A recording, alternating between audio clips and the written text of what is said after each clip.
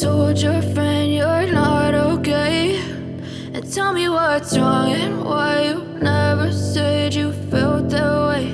And guess you're trying to stay strong and fake a smile until I look away. But I've known you too long, it hurts to watch your blue eyes fade to gray as you fade away, as you fade away. Hi guys! Nandito kami ngayon sa salon at ipapakita namin paano maglinis ng kuko gamit ang kanyang mga kamay. Charot! Alam nga naman gamit ang kanyang mga daliri pala. Ayan na, iniabot na artista guys. Shout out sa mga artistang dumating. Ayan guys. Si Anali ang model guys. Among model guys. O katulugon. Iyo marima. Tanawa rin nilingkuran guys. Murag hagmak na. Ayan. Ganyan magaan ang maglinis ng kuko guys. Ito yung salon ng Saudi Arabia guys. Ganito ang paglilinis nila. Ganito yung style dito, hindi kagaya sa Pilipinas na pagkatapos ng maglinis, maglagay agad ng cutics. Dito guys, hindi na nilalagyan ng cutics. Kasi haram. Kasi bawal may cutics. Yeah, bawal sa Muslim ang may cutics. Kasi nag-ano yan sila, ang tawag doon yan? Ang cutics sa Tagalog. Yun lang. Nail polish. Oh, nail polish.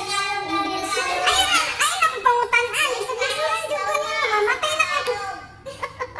Nail polish daw, guys. Polish nail. Bakit daw hindi pwede mag-cutics ang mga Saudian? Nail polish ay ang cutics di ay kulay. Magkulay ang kuko. Kulay sa kuko. Ito. Kaya nga, bakit daw bawal yan? Bawal kay haram na magdasal. Kailangan malinis lahat. Walang make-up, walang kulay ang kuko. Ay, Khadija! Ahoy ka ba? Ganyan, kaya nililinis nila yung kuko nila guys. Kaya ano yun, para pag magdasal sila, kaya ganyan lang yung pagtatrabaho dito sa salon. Lilinisin lang yung kuko, lilinisin lang yung paa. Live yan, live chat yan. Ayan. Kaya pinapakita namin guys na ganyan lang magtrabaho sa salon.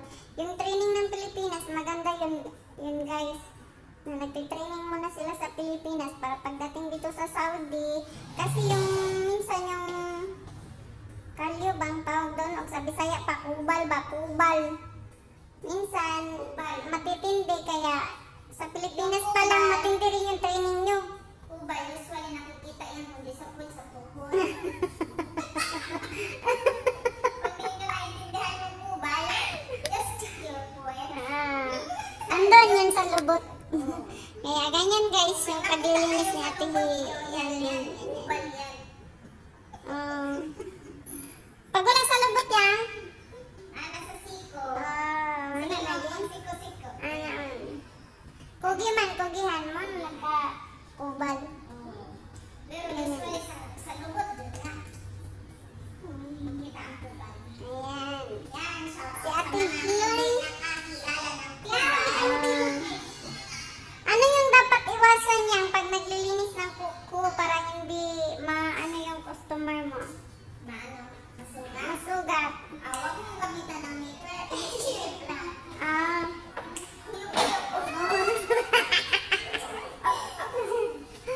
Yes, wala nang ginagamit na nilalagay sa tubig yan para lumambot agad yung mga...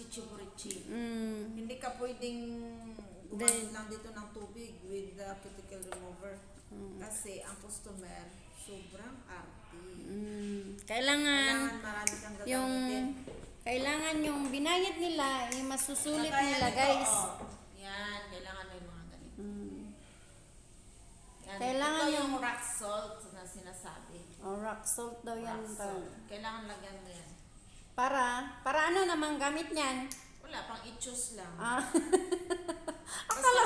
Basta may makita lang sila.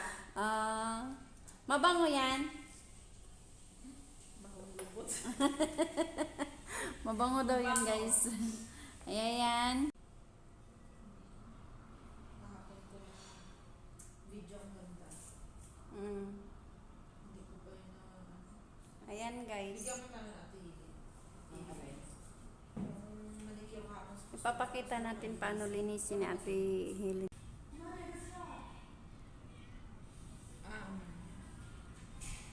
Butan dyan din si Kalipyo. Kita niya na nagpalimpyo.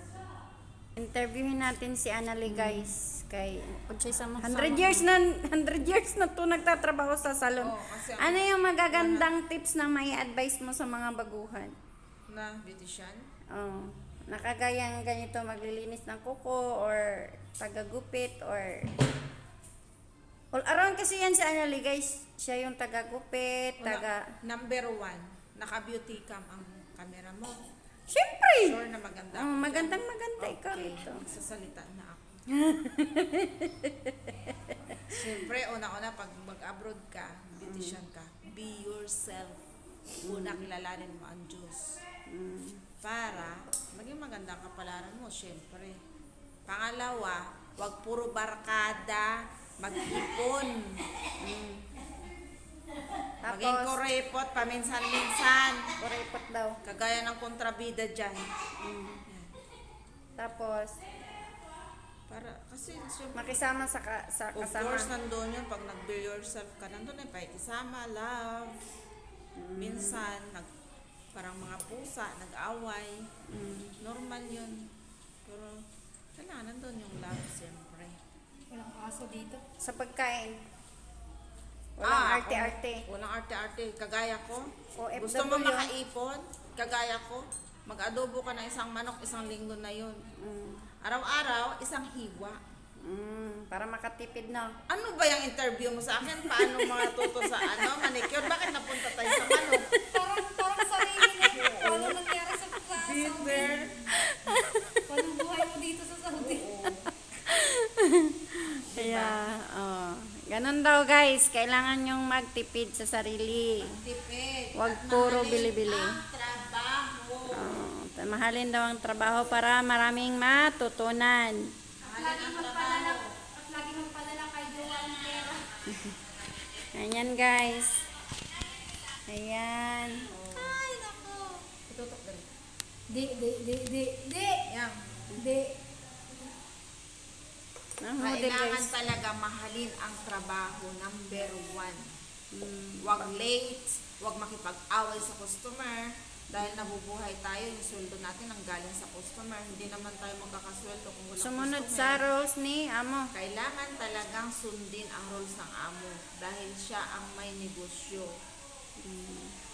Pinaghirapan niya yung negosyo niya para magkaroon tayo ng trabaho. Kaya sumunod talaga sa kanya. Yan yung mga magagandang tips, guys. Huwag Kung yung gusto nyo tauhan ka mag-beauty lang salon. tayo, nagmumukha pa tayong amo. Not good. Okay lang magmukhang amo, basta mabait lang. Yung beauty, mukhang amo, no problem yan. Pero yung attitude, kailangan na sa laylayan tayo ng amo. Ano yun? Sikreto ng magaganda. Dapat laging may dalang rice cooker, no? Oh. Ayun, no?